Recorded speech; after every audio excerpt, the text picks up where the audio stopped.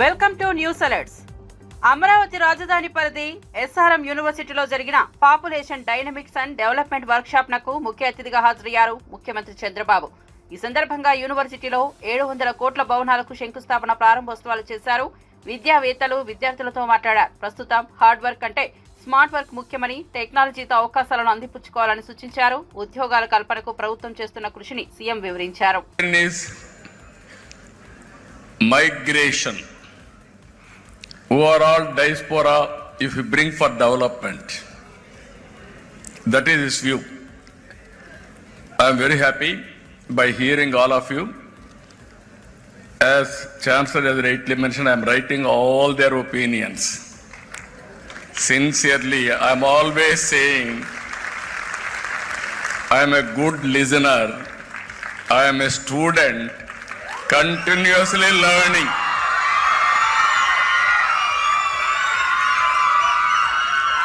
Today my subject is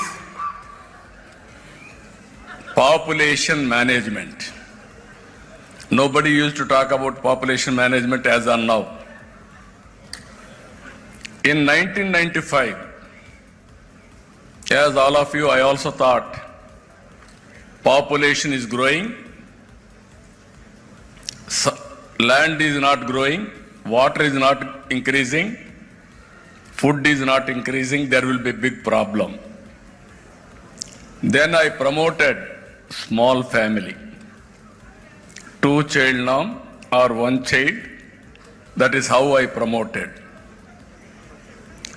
Everybody told me it's very difficult to motivate people. First of all, you have to address poverty among women. Second, you have to go for literacy. Awareness will come. Then only they will listen to you to control population. My theory at the time was, I can address all these things. Standalone system I can address, it will take years together, and also it is a vicious cycle. I had a determined approach how to reduce population. Very aggressive approach I have taken. Exactly 20 years time, I realized biggest problem of population now, aging problem, is catching very fast. Never it has happened anybody's history. One side. మాజీ ముఖ్యమంత్రి BRS అధినేత కేసీఆర్ తెలంగాణ అసెంబ్లీకున్నారు. ఆయనకు BRS ఎమ్మెల్యేలు ఎమ్మెల్సీలు స్వాగతం పలికారు. అనంతరం వారితో కేసీఆర్ సమావేశమయ్యారు. అసెంబ్లీలో బీఆర్ఎస్ అనుసరించాల్సిన వ్యూహంపై ఆయన దిశానిర్దేశం చేసినట్లు సమాచారం.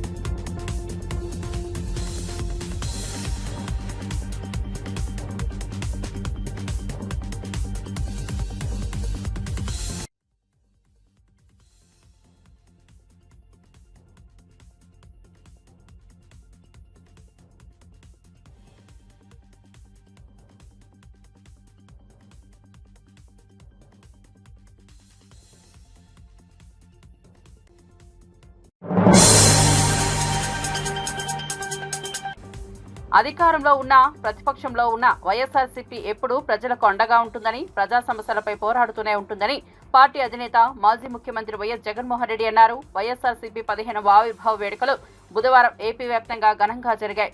ఈ క్రమంలో తాడేపల్లి పార్టీ కేంద్ర కార్యాలయంలో జరిగిన వేడుకలకు హాజరైన వైఎస్ జగన్ మహానేత వైఎస్ఆర్ విగ్రహానికి నివాళులర్పించి పార్టీ జెండా ఆవిష్కరించి ప్రసంగించారు.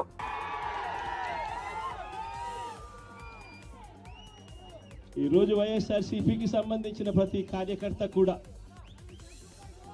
గ్రామంలో ఉన్న ఏ ఇంటికైనా కూడా వెళ్ళొచ్చు, ఏ పేదవాడింటికైనా కూడా వైఎస్ఆర్సీపీ కార్యకర్త సగర్వంగా తలెత్తుకుని కాలర్ ఎగిరేసుకొని వెళ్ళే పరిస్థితి వైఎస్ఆర్సీపీకి సంబంధించిన కార్యకర్తలకు ప్రతి ఒక్కరికి ఉంది. ఏ ఇంట్లోకి వెళ్ళినా కూడా వైఎస్ఆర్సీపీ కార్యకర్తను చూసినప్పుడు ఆ ఇంట్లో నుంచి వచ్చే ప్రతి అక్క, ప్రతి చెల్లెమ్మ, ప్రతి అన్న, ప్రతి తమ్ముడు, ప్రతి సోదరుడు, ప్రతి రైతన్న, ప్రతి అవ్వ కూడా వైఎస్ఆర్సీపీ కార్యకర్తను చూసినప్పుడు చిక్కటి చిరునవ్వుతోనే పలకరిస్తుంది.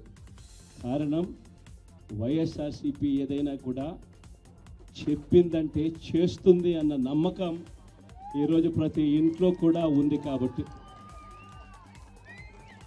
ఈరోజు అటువంటి పరిస్థితుల మధ్య ఈరోజు యాదృచ్ఛికంగా విద్యా దీవెన, వసతి దీవెనకు సంబంధించి, పిల్లలకు సంబంధించిన అన్యాయాలకు సంబంధించిన, జరుగుతూ ఉన్న అన్యాయాలకు సంబంధించిన విషయాల మీద ఈరోజు యాదృచ్ఛికంగా ప్రొటెస్ట్ కార్యక్రమం కూడా జరుగుతూ ఉంది. ఈ కూటమి ప్రభుత్వం వచ్చి దాదాపుగా 10 నెలలుగా వస్తూ ఉంది.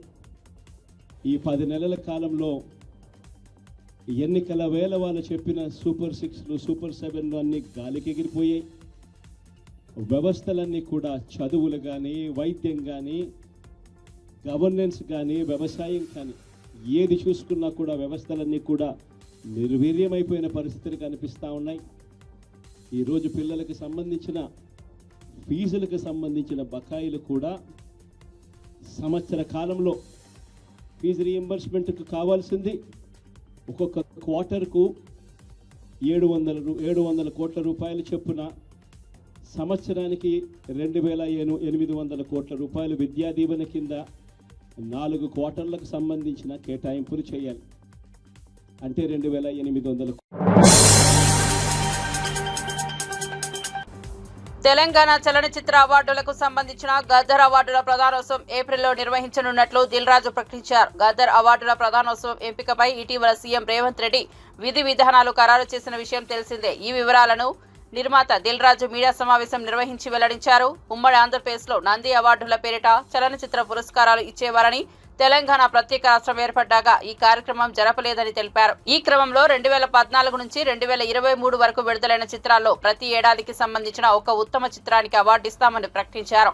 సీఎం రేవంత్ రెడ్డి కోరిక మేరకు హైదరాబాద్ ను ఇంటర్నేషనల్ హబ్ గా మార్చడానికి, సినిమా రంగాన్ని కూడా అంతర్జాతీయ స్థాయిలో అభివృద్ధి చేయడానికి కృషి చేస్తున్నామని అన్నారు. రావడం జరిగింది. సో దానికోసం 2014 జూన్ నుంచి రిలీజ్ అయిన సినిమాలకి, అంటే ఎవ్రీ ఇయర్ 2014 జూన్ నుంచి 2023 డిసెంబర్ 31 వరకు ఎవ్రీ ఇయర్ ఒక బెస్ట్ ఫిలింకి కూడా అవార్డు ఇవ్వాలని నిర్ణయం తీసుకున్నాం. అలాగే 2024 ఇందాక మీకు చెప్పినట్టు అవార్డ్స్ అన్నీ పాత రోజుల్లాగా ఎలా అయితే ఉన్నాయో కొన్ని మార్పులు చేర్పులతో ఫైనల్ చేయడం జరిగింది. సో అప్లికేషన్స్ ఇమీడియట్లీగా స్వీకరించి స్క్రూటినీ చేసి జ్యూరీలు కూడా ఫైనల్ చేసేసి ఏప్రిల్లో ఈ అవార్డు ఫంక్షన్ అంగరంగ వైభవంగా చేయాలని ప్రభుత్వం ఆశిస్తుంది. దానికి అందరం ఎఫ్డీసీ తరఫున, అలాగే ఫిలిం ఇండస్ట్రీ నుంచి చాలా మందిని ఇక్కడ మేము జ్యూరీ లాగా తీసుకొని చేసి అవార్డ్స్ అనేటివి నెక్స్ట్ మంత్ బెస్ట్ ఈవెంట్ చేయాలని గవర్నమెంట్ ఆశిస్తుంది. దానికి మేము కంప్లీట్ చేయాలని ఈ రోజు నుంచి కంకణం కట్టుకున్నాం. అలాగే 2014 నుంచి కొన్ని ఎఫ్డీసీకి, అప్పుడు బీఆర్ఎస్ గవర్నమెంట్ ఉన్నప్పుడు సినిమా అవార్డ్స్ అనుకున్నప్పుడు దానికి కొంతమంది ఎఫ్డీసీకి అవార్డ్స్ కోసము అప్లికేషన్తో పాటు సమ్ అమౌంట్స్ పే చేశారంట. అలాంటివన్నీ 2024 కంటే ముందు ఏవైతే అలాంటివి ఏమైనా పే చేసినవి ఉంటే ఎఫ్డీసీ నుంచి వాళ్ళకి అవి తిరిగి ఇవ్వడం జరుగుతుంది. ఎందుకంటే 2024 అవార్డ్స్ మనం కండక్ట్ చేస్తున్నాం కాబట్టి ముందు ఎవరన్నా అలా పే చేసి ఉంటే వాళ్ళ అమౌంట్స్ తిరిగి ఇవ్వడం జరుగుతుంది. దీన్ని వాళ్ళు ప్రభుత్వం చూస్తున్నది అర్థం చేసుకొని వాళ్ళు ఎలాంటి కాంట్రవర్షియల్స్గా చూడకుండా ఒకసారి ఇక్కడ మళ్ళీ తెలంగాణ రాష్ట్రం నుంచి అవార్డ్స్ వస్తున్నాయి కాబట్టి అందరు పాజిటివ్గా ఉండి ఈ ఈవెంట్ని విజయం చేస్తే ప్రతి సంవత్సరం మనం సినిమా పండుగ హైదరాబాద్లో అద్భుతంగా జరుగుతుంది. సీఎం గారికి ఒకటే విజన్, లాస్ట్ టైం నేను చెప్పాను కదా, హైదరాబాద్ని ఇంటర్నేషనల్ హబ్ చేయాలంటే ఏం చేస్తావు, దిల్ రాజు గారు నాకు ఒక ప్రపోజల్ ఇవ్వని అన్నాడు. అంటే నాకు సినిమా ఇండస్ట్రీ మీద అవగాహన ఉంది కాబట్టి ఇంటర్నేషనల్ హబ్ కావాలి అంటే మొన్నే మా ఎండి గారితో మేము అందరం కూర్చోవడం జరిగింది. అంతా రెడీ చేస్తున్నాం. ఈ ఈవెంట్ అయిపోయి దాని మీదకి వెళ్తాం. గవర్నమెంట్ అనేది అవార్డ్స్ ఇస్తున్నప్పుడు ఎవరైనా వస్తారు, స్వీకరిస్తారు. హిస్టరీ అది. గవర్నమెంట్ ఇచ్చే అవార్డు అనేది ఫీజు రియంబర్స్మెంట్ అంశంపై ఆంధ్రప్రదేశ్ శాసన మండలిలో వైఎస్ఆర్సీపీ సభ్యులు ఆందోళన చేపట్టారు. ప్రకటనలు పట్టుకుని చైర్మన్ పోడియం వద్ద నిరసన తెలిపారు. నిరుద్యోగ భృతి, 20 లక్షల ఉద్యోగాల కల్పన అంశాలపై చర్చించాలని వైఎస్ఆర్సీపీ సభ్యులు వాయిదా తీర్మానం కోరారు. దీనికి మండలి చైర్మన్ నిరాకరించారు. అయితే తాము దీనిపై చర్చించేందుకు సిద్ధంగా ఉన్నామని మంత్రి నారా లోకేష్ స్పష్టం చేశారు. ఆందోళనల మధ్య సభ పలుమార్లు వాయిదా పడింది. దయచేసి కూర్చోవాలి.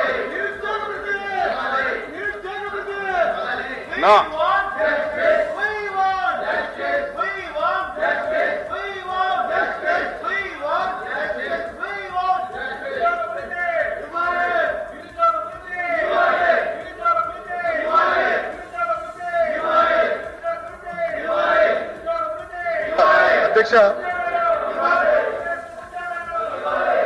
వాస్తవంగా మీరు ఒకసారి చూస్తే అధ్యక్ష మాట్లాడుతున్నారండి.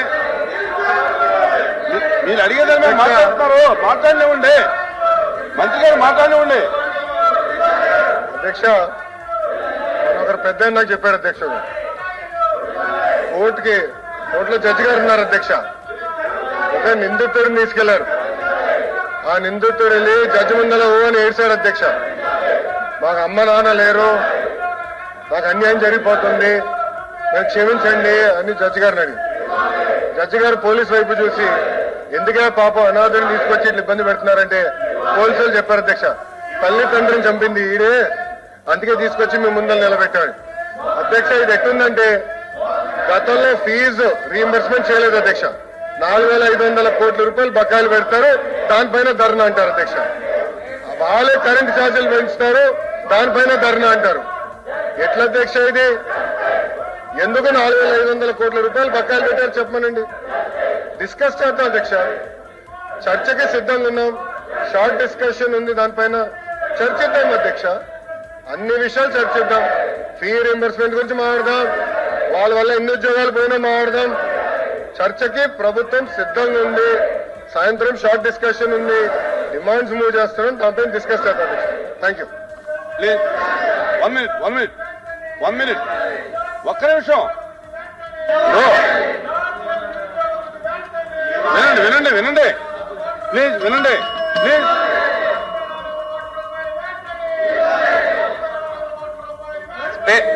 చైర్లో మీరు రూలింగ్ ఇచ్చారు అధ్యక్ష. మీరు రిజెక్ట్ చేశామని చెప్పిన తర్వాత ఈ సభకి శాంటిటీ ఉన్న తర్వాత కాదు సార్, మీరు తిరస్కరించామని చెప్పారు అధ్యక్ష. చెప్పిన తర్వాత ఈ విధంగా గోల్ చేయటం.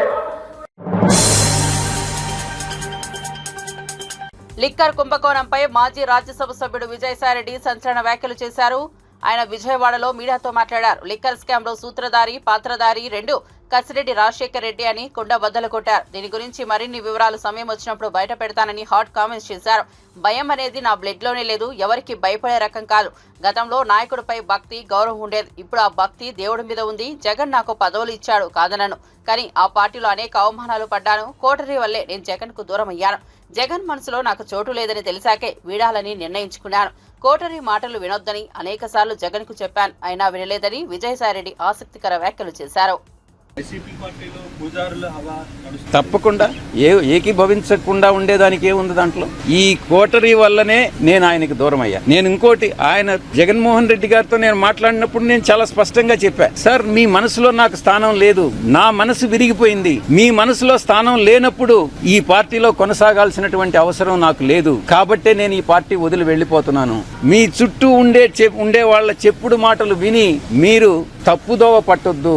మీకు ఎవరు ఎవరు నిజాలు చెప్తున్నారు, ఎవరు అబద్ధాలు చెప్తున్నారు అన్నటువంటిది మీరు పూర్తిగా అర్థం చేసుకోండి. అర్థం చేసుకొని మీరు నిర్ణయాలు తీసుకోండి. అప్పుడు మీరు ప్రజలకు ఉపయోగపడతారు. మీరు నాయకులు, అధినాయకులు, ముఖ్యమంత్రిగా 5 సంవత్సరాలు పనిచేసినటువంటి అనుభవం ఉంది. భవిష్యత్తులో కూడా మీరు ఇంకా ప్రజలకు సేవ చేయాలి. కాబట్టి ఈ చుట్టూ ఉండేటటువంటి వాళ్ళ మాటలు వినవద్దు అని నేను ఫోన్లో మాట్లాడినప్పుడు లండన్కి నేను చాలా స్పష్టంగా చెప్పాను. నా మనసు విరిగిపోయింది కాబట్టే నేను పార్టీ నుంచి బయట వచ్చాను. కానీ విరిగిన మనసు అతకదు కాబట్టి నేను పార్టీ నుంచి వెళ్ళిపోయాను. తిరిగి ఆ పార్టీలో, వైఎస్ఆర్ కాంగ్రెస్ పార్టీలో చేరేటటువంటి ఉద్దేశం నాకు లేదు. గర్వాపసి అన్నటువంటిది అప్లై కాదు, నా మనసులో లేదు. మీరేమన్నా రికమెండ్ చేస్తున్నారా? నేనేం చెప్పాను? నేను వ్యవసాయం చేసుకుంటానని చెప్పాను. వ్యవసాయం చేసుకుంటున్నాను. దాని మీద కూడా మీరు పత్రికల వాళ్ళు చాలా కామెంట్స్ చేసినారు. ఈ వ్యవసాయదారుడు ఏందయ్యా ప్యాంట్ వేసుకొని టచ్ ఇన్షర్ట్ చేసుకొని ఏం వ్యవసాయం చేస్తాడని అన్నారు. అంటే వ్యవసాయదారులు మంచి చొక్కా, మంచి ప్యాంట్ వేసుకోకూడదా మీ దృష్టిలో? అలాంటప్పుడు వ్యవసాయదారుని మీరు కించపరిచినట్టు కాదా? అర్థం చేసుకోవాలి. మనోభావాలను దెబ్బతీయకూడదు. వ్యవసాయం అని అంటే వ్యవసాయమే.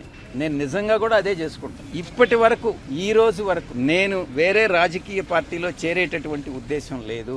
ఇటువంటి వాళ్ళు ఏదైతే నా మీద నిందలు మోపుతున్నారో, ఎవరైతే నిందలు మోపుతున్నారో వాళ్ళందరినీ కూడా నేను భవిష్యత్తులో, ఇప్పుడు నేను సిఐడికి యథార్థాలు చెప్పాను, వాస్తవాలు చెప్పాను, ఎవరు దీనిలో ఇన్వాల్వ్ అయ్యారన్నటువంటి విషయం చెప్పాను. నేను అదే చెప్పాను. కర్త, కర్మ, క్రియ 3 కూడా విక్రాంత్ రెడ్డి అనే విషయం చెప్పాను. నాకు తెలిసి జగన్మోహన్ రెడ్డి గారి ప్రమేయం లేదని చెప్పాను. నేను వాస్తవాలు చెప్పాను. అదే విధంగా భవిష్యత్తులో నా మీద ఎటువంటి ఆరోపణలు చేసినా నేను దేవుడు సాక్షిగా వాస్తవాలే చెప్తానని మీ అందరి ముందు తెలియజేసుకుంటా ఉన్నా.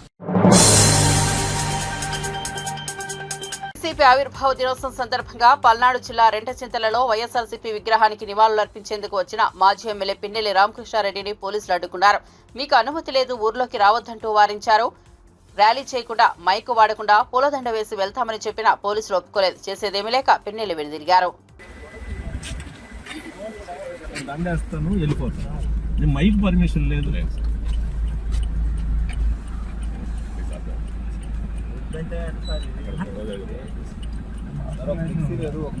ఒక మైక్ లేదు. ర్యాలీ చేయట్లేదు. దారిలో పోతూ ఒక నిమిషం రోడ్డు మీదనే సార్, రోడ్డు మీద సార్. జెండా సార్,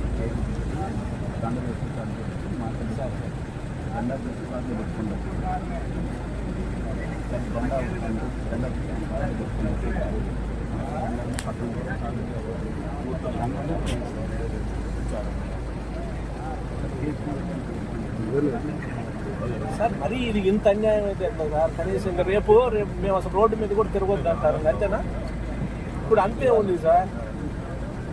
అట్లా కాదు సార్, నేను అనేది మేమేమి సార్, మేము ఒక మైక్ మాట్లాడితే మైక్ పర్మిషన్, ఒక మైక్ పర్మిషన్ కాదు, ఏమి కాదు. దారిలో పోతూ రాజశేఖర్ గారు ఈరోజు ఏంటంటే మా పార్టీ ఆవిర్భావ దినోత్సవం రోజు కూడా సార్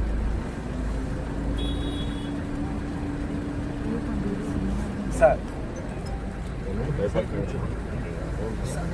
అసలు లాస్ట్ 5 years వాళ్ళ కార్యక్రమాలు ఏదన్నా సరే, ఒక డిపార్ట్మెంట్లో ఎవరైనా మీ డిపార్ట్మెంట్ ఎప్పుడైనా ఆటించాలి? ఎప్పుడన్నా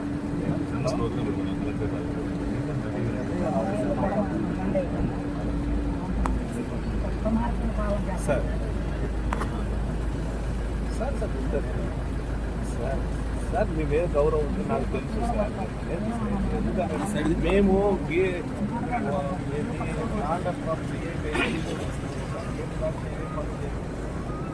మేము చిన్న చేసిన పర్మిషన్ లేకుండా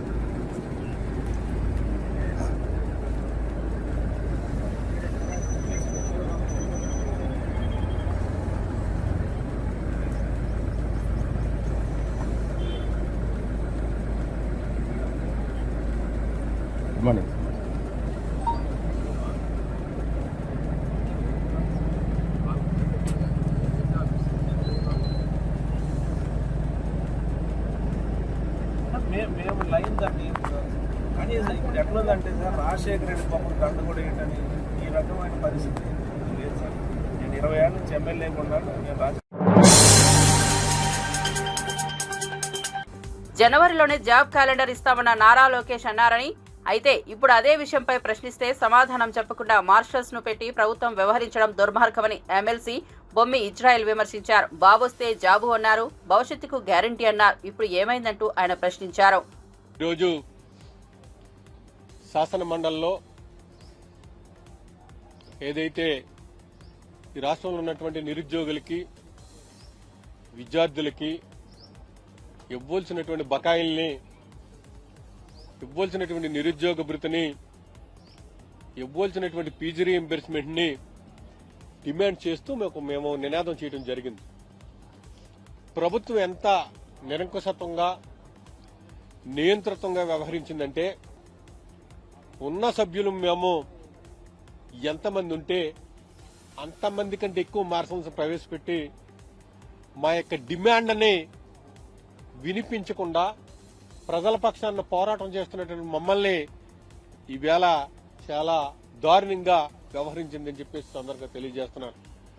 ఆ రోజుని బాబు గారు వస్తే జాబ్ వస్తుందన్నారు, బాబు షూరిటీ అన్నారు, భవిష్యత్తుకి గ్యారంటీ అన్నారు.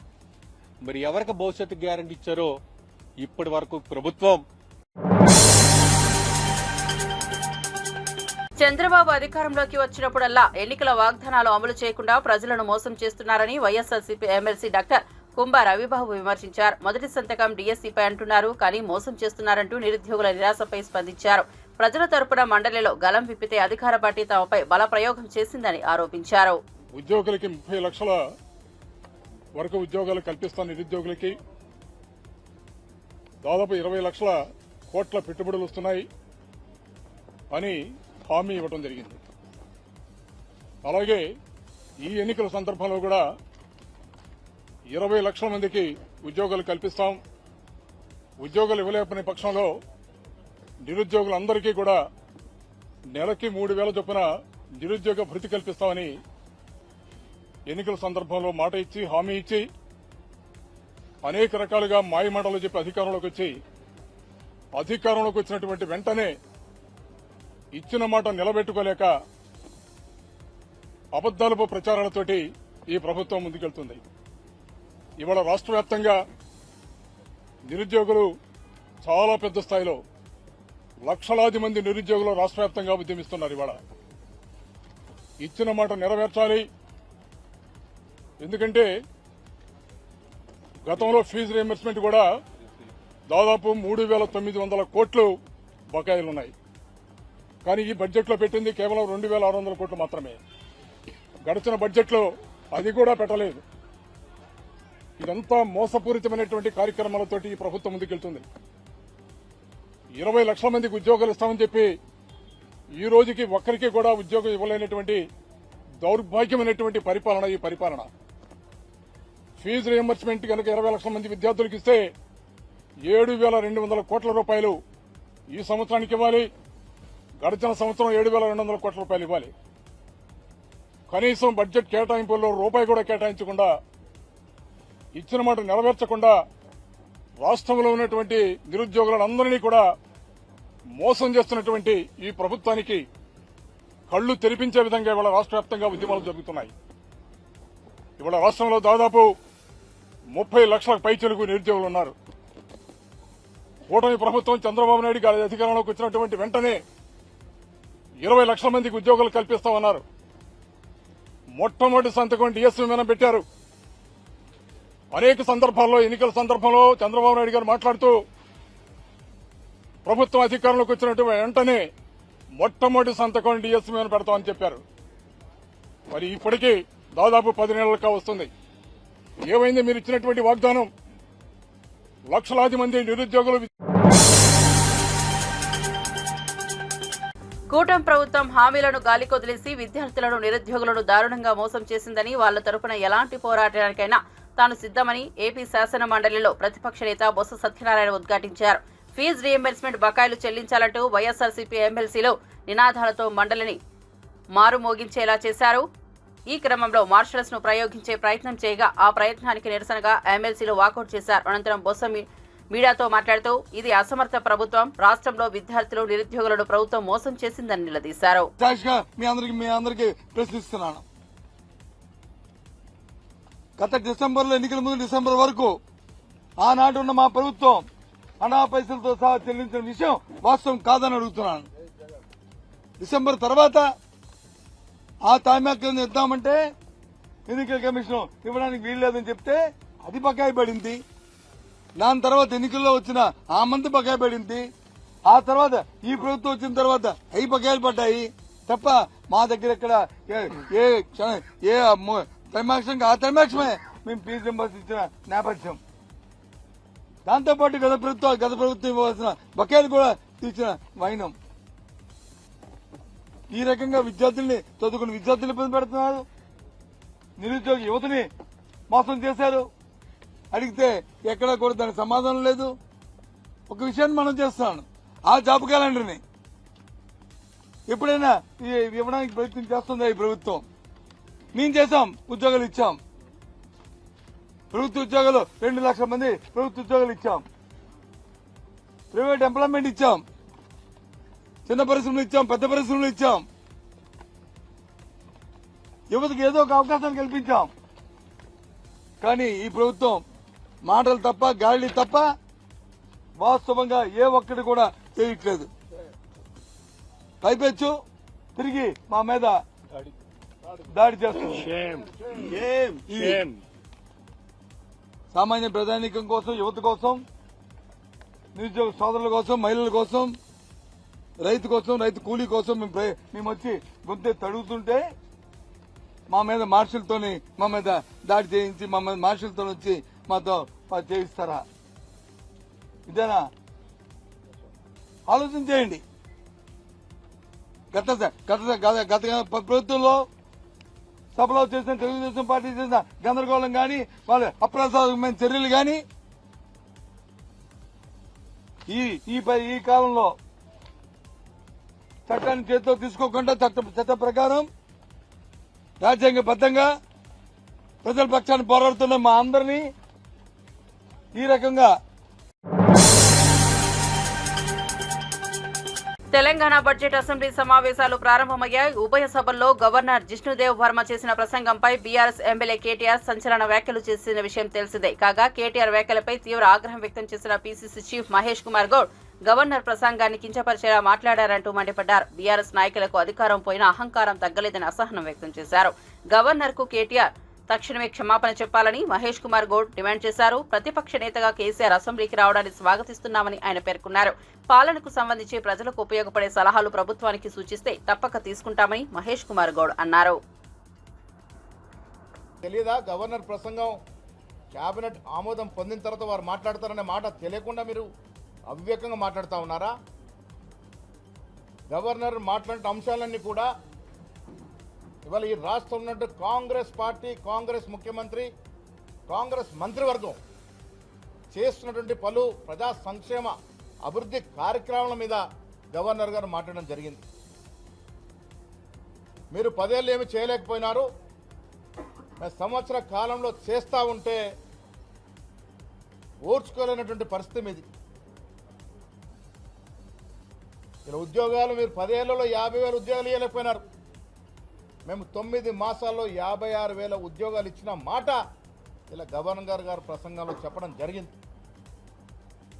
మీరు 10 ఏళ్లలో రుణమాఫీ 26-27 వేల కోట్లు ఇస్తే మేము 11 మాసాల్లో 22,000 కోట్ల రూపాయలు రుణమాఫీ చేయడం జరిగింది.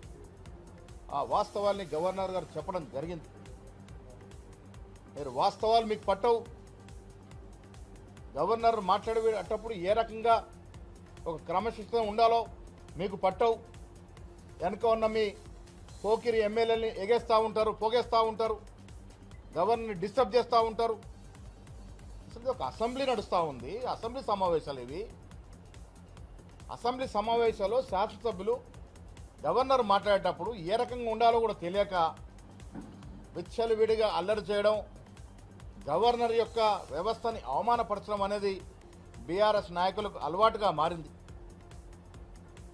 ఇలా కేసీఆర్ గారు ఫామ్ హౌస్కి పరిమితమైనారు, మీరు హైదరాబాద్లో పరిమితమైనారు. కేటీఆర్ గారు మీరు రాష్ట్రంలో తిరిగి కింది స్థాయిలో పర్యటిస్తే కాంగ్రెస్ అభివృద్ధి కానీ సంక్షేమం కానీ మీకు తెలుస్తుంది. మీరు పర్యటనలు చేయకుండా హైదరాబాద్లో కూర్చొని ఇష్టారీతిగా కాంగ్రెస్ పార్టీ గురించి మాట్లాడుతూ ఉన్నారు. ఈ రాష్ట్రంలో జరుగుతున్న అభివృద్ధి, ఈ రాష్ట్రంలో కాంగ్రెస్ పార్టీ ఇస్తున్న సంక్షేమం, రైతులకు ఇస్తున్న సంక్షేమం, విద్యా వైద్యం పట్ల మేము అనుసరిస్తున్న వ్యూహం